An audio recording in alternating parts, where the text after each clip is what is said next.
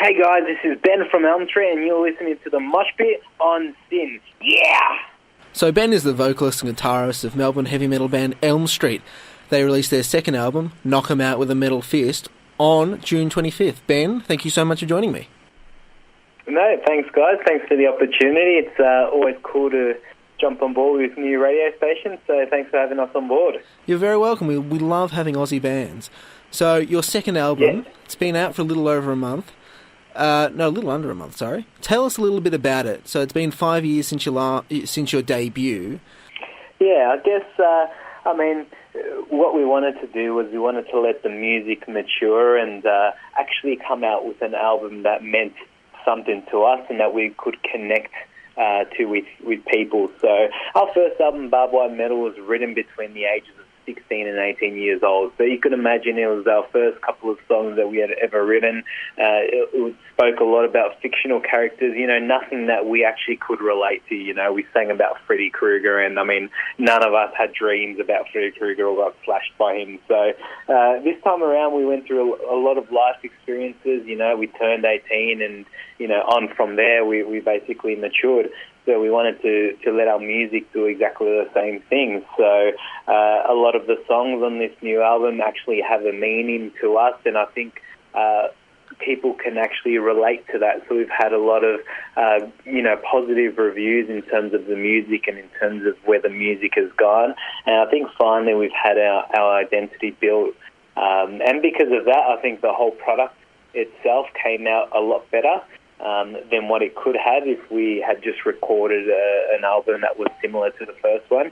So that was really cool, and the music that we play is a lot of fun. It's traditional heavy metal. You're going to get the cool fast solos, you're going to get the fast riffs, the thumping drums and things like that. So it's really, really cool.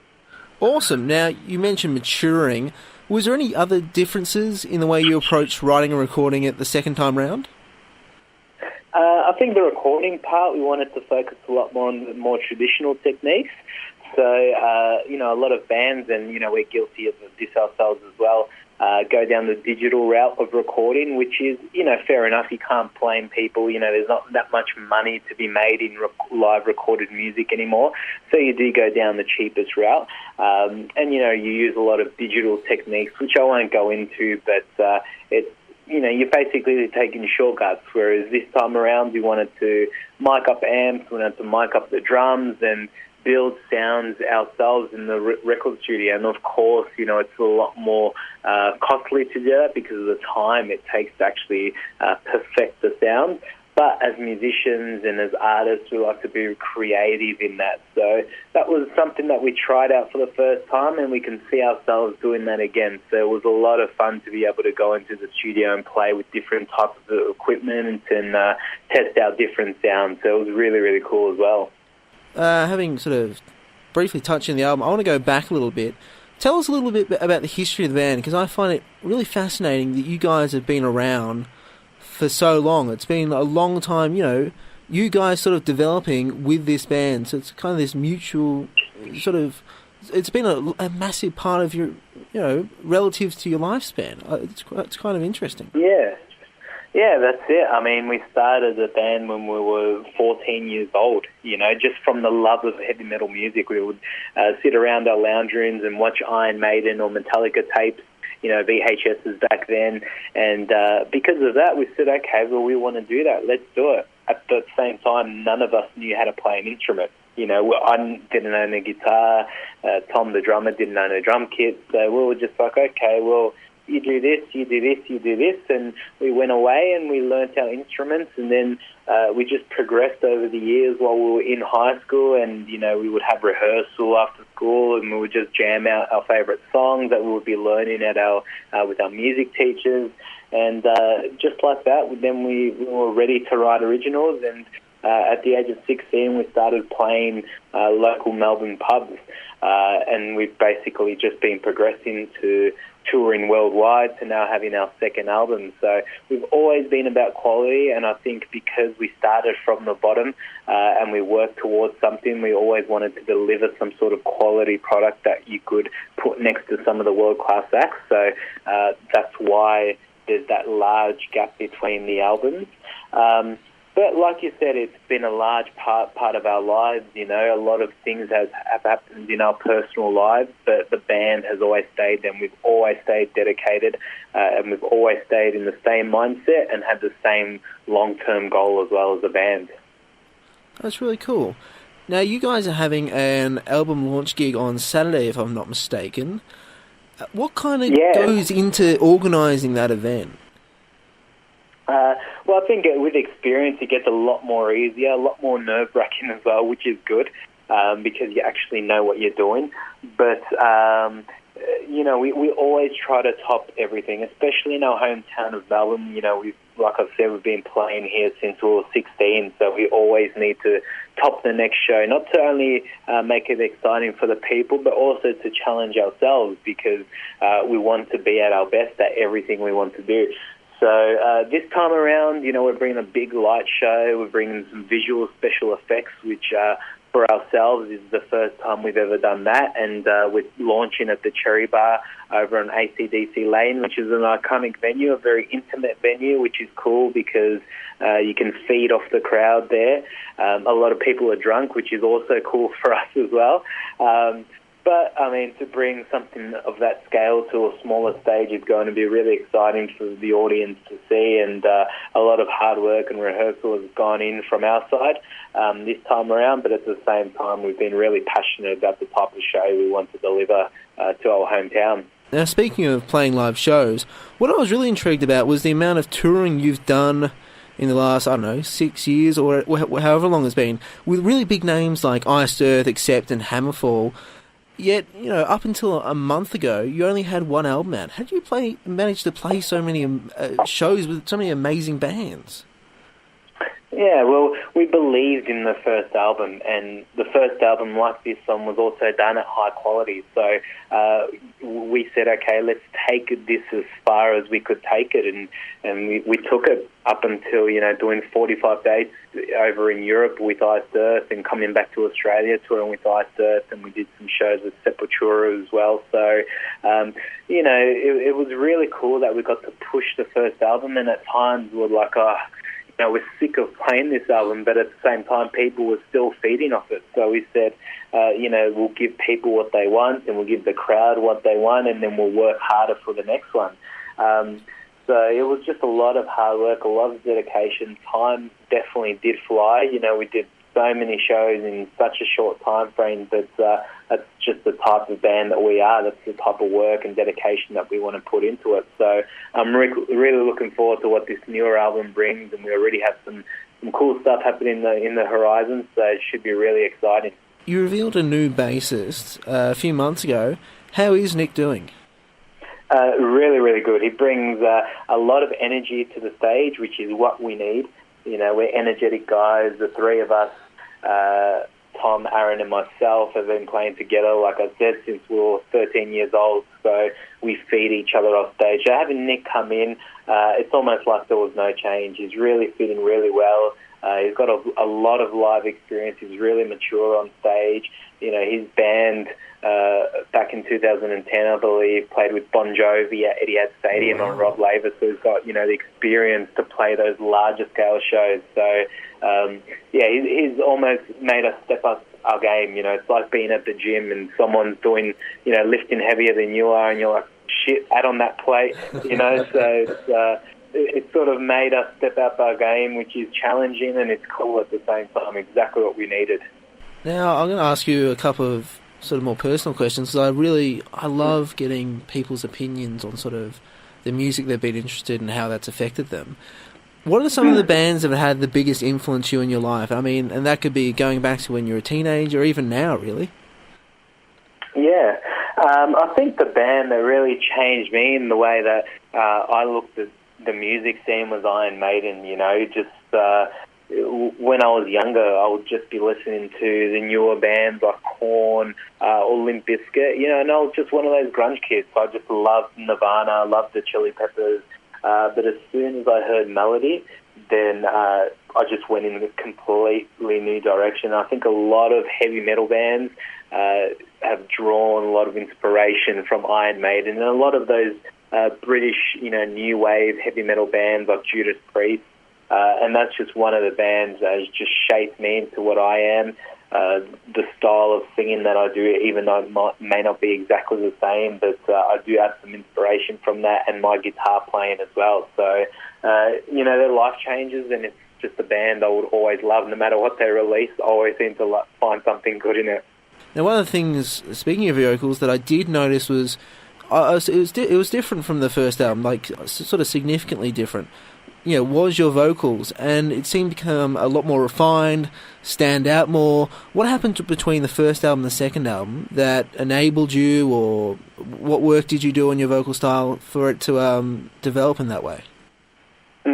Well, I did a lot of coaching between even before the first album. I think in total I did around 10 years of contemporary vocal coaching, so not exactly heavy metal coaching. I sang a lot of pop songs. It's just the type of training that you do to make sure you don't damage your vocal cords. But I think with this newer album, I related a lot more to the song, so I felt a lot more emotion in the recording studio, and with emotion came aggression, and because some of the topics, it called for that, or actually felt more, a lot of notes just came out easier. So in the first album, I think I was forcing a lot because it was the first time I was ever in a studio and the first time we were recording, whereas this album, it's my voice naturally, and I could sing for 8 hours and not get tired. It's just a lot more refined and a lot more trained, and I related a lot more to the songs, which sort of got that better technique out in the studio. Now, you were speaking about, you heard melody in sort of more traditional heavy metal styles, and that sort of really captured you. But I think, I don't know, it's always difficult to tell, but in terms of the bands that, I think quantity of bands, most probably tend to lean towards the extreme side, and even though in the 80s and some of those bands around now are still some of the most massive bands in the entire metal scene, it kind of, and maybe I'm wrong about it, it kind of feels like traditional heavy metal sort of dwindling a little bit. Do you have any thoughts about that and sort of the future of this kind of music that attracts you so much? Yeah, I think it's always been there. It's just it's something that came within an era. So it's not like, for example, rock music where the fundamentals have just been, always been there from, it's just evolved. But, it's always going to be there. Bands are always going to draw inspiration from those type of areas of heavy metal, like ourselves, but at the same time, I don't want to be one of those bands, or, and I speak for the other guys, I know they're sort of the same, we don't want to revive that type of music. We want our own identity and hopefully take it into a direction where younger kids are like, oh, well, this is cool, this is what I'm going to listen to, and when I'm older, I evolve with this music as well. So I think it's always going to be there. It's really cool what some bands are doing with that type of music and, that type of inspiration as well. So you never know where it's going to take the scene, and you never know where it's going to take our band as well. So we're just really excited for the future of that type of music. Yeah, I think one of the things that's really good is, even though it's sort of really gets influence from the 80s a lot, bands like you, maybe 3 Inches of Blood, other bands, they can still make it seem really fresh and not sort of old and stagnant. I think that's one of the things that sort of keeps hope alive, that this style will just keep going on, and even if it changes, it'll still have that core about it. Yeah, I think everybody brings in their own energy, which is good. Also depends where you're from. We've noticed that too with some bands. Canadian bands sound like Canadian bands, American bands sound like American bands, and Australian bands sound totally different as well. So it's really cool that it's not just our country that's doing that, or Europeans that are doing that. You can really tell the difference on where those bands are from.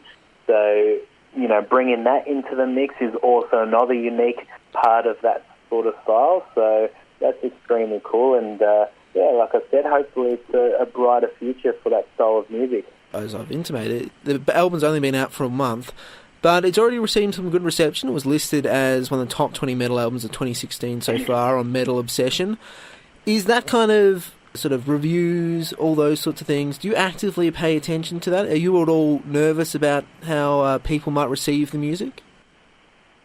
No, not really. To be honest, I don't read many of the reviews, and that's purely because I don't want to be influenced by the reviews. I think if I read all the reviews, whether they be positive or negative, I would start to begin to go towards the area where, okay, maybe they like the more aggressive songs, let's just write about that. Whereas, we don't really want to be about that. We want to write music for ourselves, and hopefully people just turn to love it. But, I have seen a lot of positive reviews for this album, which we sort of expected because a lot of hard work and dedication went into the album. So, we're hoping that it had positive reviews. So it's been extremely cool to read the good ones. I've read a few negative ones as well, which has also been really good to read because it does allow us at some time to go away and either work on things or take that on board because they're not always just completely shut down. It's mostly constructive criticism. But at the same time, we like to just play music for what we play. It's people that review the albums, I think, is for the scene itself, for people that are looking for new music, not for bands to say, well, yeah, I have our CD, what do you guys think of it? And, we'll start to make more music based on your review. I don't think personally that's what it's about, and we just like to make music that personally makes us happy. 2016, the year so far. Have you heard any albums in particular that you thought, that's really been one of my favourites of the year so far? To be honest, I haven't heard much new music this year at all. I'm always living a few years behind. So as soon as I hear a good album, I'm stuck on that album for a few years. Like, I don't leave that album. The last good album I heard from a newer band was a band from Sweden, and they play AOR music, which is sort of a take on glam music, and the band is named Heat, and the album's called Tearing Down the Walls. So if you like some good, glam-inspired music, check that out. And I've been stuck on that album for, I think, the last year and a half to 2 years. Wow. So I literally have not paid attention to anything that's been out. But now that you've said it, I've actually got to update my iTunes list. I might actually go on the metal charts, see what's out there, and download me some new music because, I should actually be doing that. So I'll get back to you on that one. Elm Street's second album, Knock 'Em Out with a Metal Fist, is out now. Ben, thank you so much for joining me. No, thanks again, and keep doing the show. I'm sure it's doing its really good things, and thanks again for letting us showcase our music on there.